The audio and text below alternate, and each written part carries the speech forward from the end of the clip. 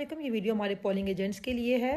एक polling station पे 3 से 4 पोलिंग बूथ हो सकते हैं। हर पोलिंग बूथ के ऊपर हमारा एक पोलिंग एजेंट होना ज़रूरी है। वक्त से पहले पोलिंग स्टेशन पहुंचें ताकि बैलेट बॉक्सेस को आपके सामने सील किया जाए, और सील करने से पहले आपने इस बात को यकीनी बनाना है कि बैलेट बॉक्सेस खाली हों, और उसके बाद बैलेट बॉक्स पर लगा हुआ सील नंबर आपने अपने पास लाजमी तौर पर नोट डाउन करके रखना है।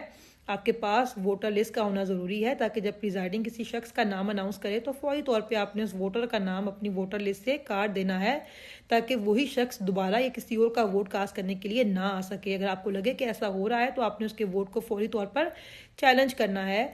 वोटिंग का अमल मुकम्मल हो जाने के बाद बच जाने वाले बैलेट पेपर्स पर आपने किसी को भी स्टैंप नहीं करने देना, क्योंकि ये गैर कानूनी अमल है।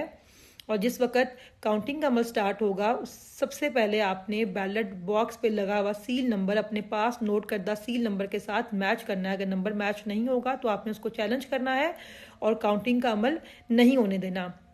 इसके अलावा काउंटिंग के अमल के दौरान जिस बैलेट पेपर के पीछे प्रिजाइडिंग का स्टैंप या साइन नहीं होगा वो वोट काउंट नहीं होगा।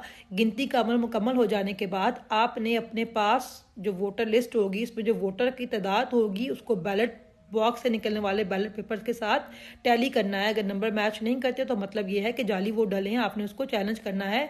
हर तरह से तसल्ली करने के बाद आपने प्रिजाइडिंग से फॉर्म 45 लेना है, उस पर रिजल्ट लिखवा कर प्रिजाइडिंग के साइन करवा कर आपने उसकी कॉपी लेनी है, और फॉर्म 45 लिए बगैर आपने बाहर नहीं आना है।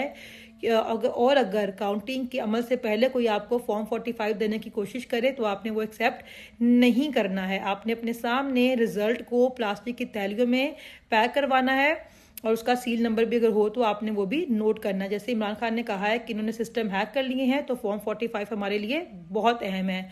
होशियार रहना है।